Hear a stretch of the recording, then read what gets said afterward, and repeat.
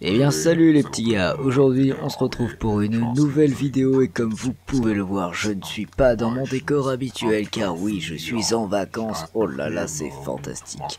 Voilà, donc je n'ai pas grand chose d'autre à dire mis à part que cette vidéo va être super cool. Allez c'est parti les gars. Bon, cette vidéo n'avait aucun sens, mais j'espère quand même que vous avez compris, donc je ne suis pas chez moi, je suis en vacances, et c'est aussi pour ça que du coup, eh bien, on n'est pas du tout derrière ma mangatech, enfin devant ma mangatech, et c'est aussi pour ça que, eh bien, je filme de nuit, c'est pour ça que c'est un petit peu, voilà, un petit peu avec une lumière un petit peu chelou et tout, mais ça ne change pas le contenu de la vidéo, c'est-à-dire qu'on va quand même parler de mangas, c'est-à-dire que on va parler de 3 mangas, les 3 derniers que j'ai lus, donc... C'est parti, attention, on va parler comme vous avez pu le voir sur la miniature et dans le titre de la vidéo de Full Metal Alchemist tome double, qui est en fait le premier, donc le tome triple, qui compte donc 1, 2 et 3, donc les 3 premiers tomes de Full Metal Alchemist, qui est une série, voilà, cultissime, qu'il faut avoir lu si vous êtes fan de manga. Donc voilà, vous êtes obligé de l'avoir lu. Ensuite, on parlera d'un manga français qui est sorti quand même assez récemment chez les éditions Glénat. Je parle de Versus Fighting. Donc voilà, c'est un manga qui parle d'e-sport. Je l'ai pas trouvé fantastique, mais je vous donnerai mon avis un petit peu plus détaillé dans cette vidéo.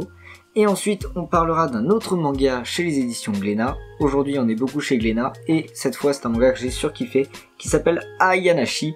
Donc voilà, c'est un très bon manga, et bah, je vais vous en faire un petit peu le descriptif. Attention, c'est parti. Donc, premier manga, comme j'ai dit, on parle de Full Metal Alchemist, tome 1, 2, 3. Full Metal Alchemist, qu'est-ce que c'est? Eh bien, c'est un manga cultissime qu'il faut que vous ayez lu une fois dans votre vie si vous aimez les mangas ou si vous aimez la BD, tout simplement. C'est un shonen, je n'ai pas envie de dire de bêtises, oui, c'est un shonen. Ça parle de ces deux personnes qui sont donc deux frères, qui sont alchimistes. Donc l'alchimie permet tout simplement de transformer des matériaux en un autre matériel. Par exemple, vous pouvez transformer de la pierre en or, ce n'est pas un problème quand vous êtes alchimiste. Et ces deux personnes sont à la quête d'une pierre dont j'ai complètement oublié le nom, qui est la pierre d'alchimie. J'ai complètement oublié son nom, il est un peu tard, excusez-moi. Qui va donc leur permettre de retrouver leur corps. Pourquoi leur corps? Tout simplement parce que, eh bien, les frères Elric, donc qui sont ces deux personnages, ont perdu donc pour la part de ce gros monsieur là-haut. Qui est donc le petit frère, a perdu tout son corps, il ne reste que son âme, et le héros principal a lui perdu sa jambe et son bras, et ils cherchent donc à bien récupérer leur corps. Je vais quand même vous dire pourquoi est-ce qu'ils ont perdu leur corps, tout simplement parce qu'ils ont voulu ressusciter leur mère, qui est donc un sortilège interdit, et ils ont complètement raté, hein. Leur mère n'était qu'une espèce de bouillie, voilà, une espèce de merde par terre, donc voilà, ils ont raté, et ils ont perdu une partie de leur corps, donc voilà, c'est à peu près comme ça qu'ils ont perdu leur corps, pour faire assez simple. Donc vous allez suivre l'histoire de ces deux personnages, c'est une histoire hyper intéressante, hyper attachante, les personnages sont vraiment extrêmement bien écrits, l'histoire est extrêmement bien écrite, on y retrouve vraiment tout plein de choses, tout plein de petits détails qui font que l'histoire est vraiment palpitante, avec plein de rebondissements. Donc je vous recommande vraiment ce manga, il est vraiment génial. Bon, il y a quand même quelques blagues qui sont un petit peu lourdes, étant donné que, eh bien, par exemple, la blague qui est assez récurrente dans le manga et qui au bout d'un moment est un petit peu lourde, je trouve, c'est le fait que tout le monde pense que le full alchimiste c'est le petit frère puisqu'il est dans une armure, alors qu'en fait le full alchimiste c'est bien, eh bien, le grand frère qui est lui donc beaucoup plus petit. Et du coup voilà, souvent les gens disent oh c'est toi le full alchimiste et lui il se vénère, enfin voilà. Il y a une petite blague comme ça qui est assez récurrente dans le manga. C'est vrai que c'est pas hyper drôle, mais bon, c'est quand même un très bon manga. Je vous le recommande. L'histoire est assez palpitante, l'histoire est assez incroyable. J'ai envie de dire, il y a des rebondissements partout. Travail pour pour la milice, enfin la milice, les militaires, voilà. Travail pour les militaires. Vraiment, c'est un très très bon manga que je vous recommande de dire si vous ne connaissez pas. Donc voilà, ça s'appelle Full Metal Alchemist. Ça veut pas faire le focus. Alors juste pour une petite explication, il y en a beaucoup qui m'ont demandé quand j'ai montré que je lisais ça, quand j'en parlais sur mes réseaux sociaux que vous pourrez aller rejoindre, donc Twitter, Discord et Instagram, tout est dans la description. Quand j'en ai parlé, je crois que c'était sur Discord, les gens m'ont dit ouais comment t'arrives à faire pour lire un tome double, c'est vraiment horrible de tenir ça dans la main, c'est gros, c'est lourd, c'est chiant. Moi en fait ça me dérange pas, et l'avantage c'est que ça coûte moins cher. Donc vous pouvez voir, je sais pas si on arrive à voir, non vous n'arriverez pas à voir, ça va pas faire le focus. Ça m'a coûté 12,90€ ce tome, 12,90€ pour 3 tomes, c'est complètement rentable. Donc voilà, franchement si vous voulez en plus économiser de l'argent, prenez les tomes triples. Enfin, le premier est un tome triple, le reste c'est des tomes doubles. Donc voilà, je vous recommande Fullmetal Alchemist, c'est de la très très bonne cam. Après, si vous préférez regarder les animés, vous pouvez, il existe 2 animés. Il y a donc la première version et un reboot qui est assez récent. Je vous invite à aller plutôt regarder le reboot, c'est Fullmetal Alchemist Brotherhood. Donc voilà, n'hésitez pas à aller regarder soit l'animé, soit lire le manga, c'est un très bon manga, vous ne pouvez pas être déçu par ce manga. Vous pourrez aller demander d'ailleurs à Ultimate Manga, si tu passes par là, un petit coucou, qui est lui un grand fan de Fullmetal Alchemist, qui pourra vous dire aussi que ce manga est juste fantastique. Donc voilà, on va passer au manga suivant, c'est parti. Alors deuxième manga, eh bien je vais vous parler de Versus Fighting. Donc Versus Fighting c'est quoi? C'est un manga qui parle d'e-sport, on va y suivre les aventures de Max Volta qui est ce jeune homme là, et qui est donc un joueur d'e-sport en niveau professionnel, très haut professionnel. Il pense qu'il est le meilleur, il est imbattable, mais un jour, tout début du manga, je vous spoil pas, ne vous inquiétez pas, tout début du manga, il se fait battre par ce jeune homme dont j'ai complètement oublié le nom, et il tombe dans la dépression en mode je suis une merde, tout simplement parce que il pète son câble en disant ouais, vous m'avez, il engueule son coach et les gens qui l'aident en fait finalement en disant ouais c'est vous qui m'avez donné des mauvais conseils, c'est pour ça que j'ai perdu et tout, et il se fait virer de l'équipe qui est tenue par son oncle, ou par un gérant de sa famille en tout cas. Et donc voilà, il est viré de l'équipe, il tombe dans la dépression, voilà, il est un peu dans la merde, et il va finalement se faire recruter par une jeune fille, je ne vais pas vous en dire plus, mais voilà, donc ça parle d'e-sport. Je pense que, bon là ils disent à l'arrière, le premier manga sur l'e-sport, c'est écrit là, vous n'arriverez pas à faire le focus, mais voilà, c'est écrit là. Je ne sais pas vraiment si c'est le premier, mais bon, s'ils le disent, c'est que c'est peut-être vrai. Moi, je connais pas d'autres mangas qui parlent d'e-sport. Personnellement, j'ai pas du tout aimé. J'ai pas du tout accroché, en fait. Que je vois pas comment on peut adapter l'e-sport autrement. C'est-à-dire que je pense que vraiment l'auteur a pris un risque en voulant faire un manga sur l'e-sport. Bah, je pense que déjà, c'est une personne qui aime beaucoup le jeu vidéo. Pour faire une petite parenthèse, on parle du manga, on parle dans ce livre, dans ce manga, du jeu Street Fighter, voilà. C'est le seul jeu qui apparaît, c'est Street Fighter. Mais c'est vrai que je ne vois pas comment on aurait pu adapter des combats de jeux vidéo dans un manga autrement que comme ça. Mais bizarrement, moi j'aime pas trop en fait. Genre, c'est assez bizarre. C'est bien fait, hein. C'est très bien fait, mais je sais pas, il y a un feeling, il y a un truc que j'arrive pas à avoir. Alors peut-être que vous l'aurez en lisant ce manga, peut-être pas. Peut-être que vous l'aurez pas, mais moi je sais pas, il y a un truc, j'arrive pas. Ce manga, je n'y arrive pas. Alors je regarderai peut-être le tome suivant pour voir un peu ce que ça donne.